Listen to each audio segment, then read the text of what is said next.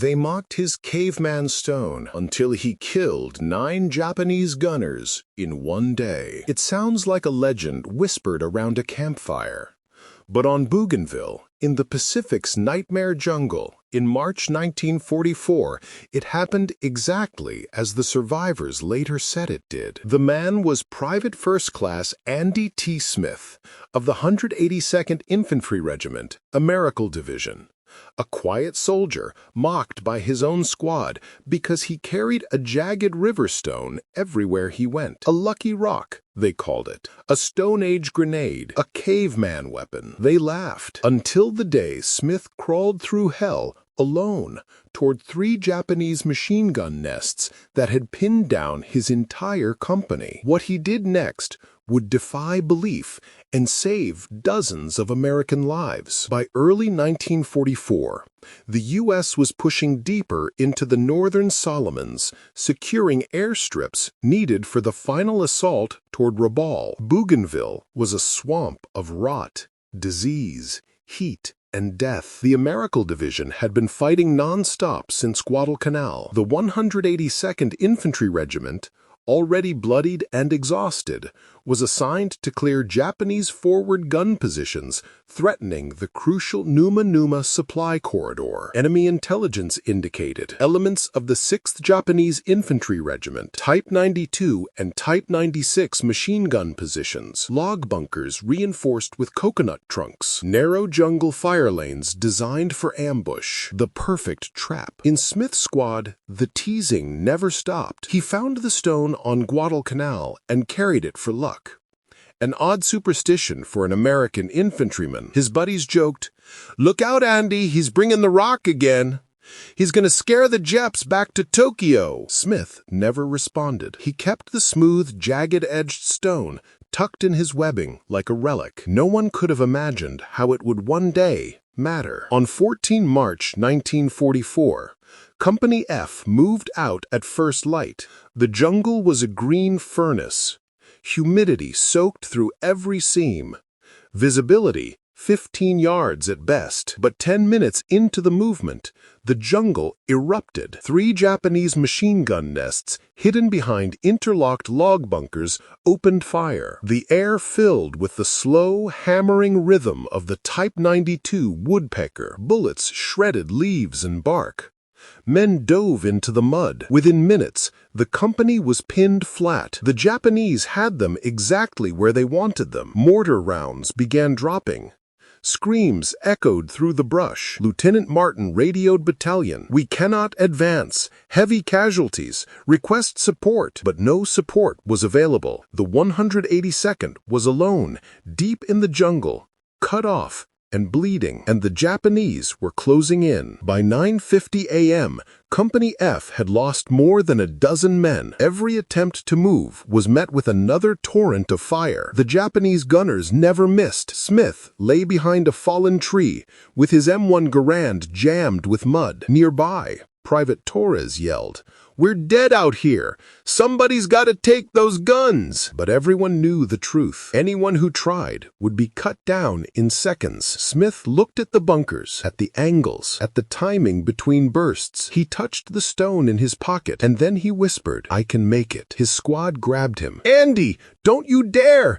You can't fight machine guns with a rock!" But he slipped free and began crawling, slowly, silently, methodically. He moved like a shadow under the roots and ferns. Japanese bullets hissed inches overhead. He kept going. At 70 yards, he paused behind a root system. The first machine gun nest was directly ahead. 2 gunners focused on the American line. Smith waited for the reload pause. 5 seconds. 4, 3. He burst from the brush. He leapt into the pit, stone in hand. The first gunner swung his sidearm. Too slow. Smith brought the stone down once. The man collapsed. The second gunner screamed and reached for his bayonet. Smith struck him twice. Silence. Pit 1.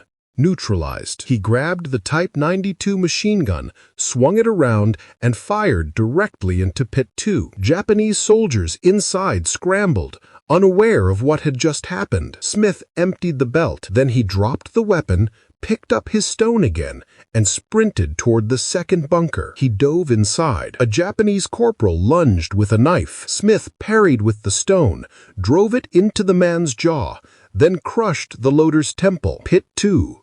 Neutralized. The third pit fired wildly in confusion. The corporal in charge turned, eyes wide. Smith struck once, then again, until the man fell onto the ammo crate. The last gunner reached for a grenade. Smith brought the stone down a final time. Pit 3 destroyed. 3 machine gun nests, 9 Imperial Japanese gunners, 1 man, 1 stone. The Americans watched in disbelief as Smith signaled them forward. Company F surged through the newly opened line. The Japanese flank collapsed. Smith had done what seemed impossible, but the battlefield was far from safe. As Company F advanced, a second line of Japanese riflemen counterattacked from the ridge above. Mortars rained down again. Machine pistols barked from the tree line. The Americans were nearly encircled. Lieutenant Martin shouted, "Hold!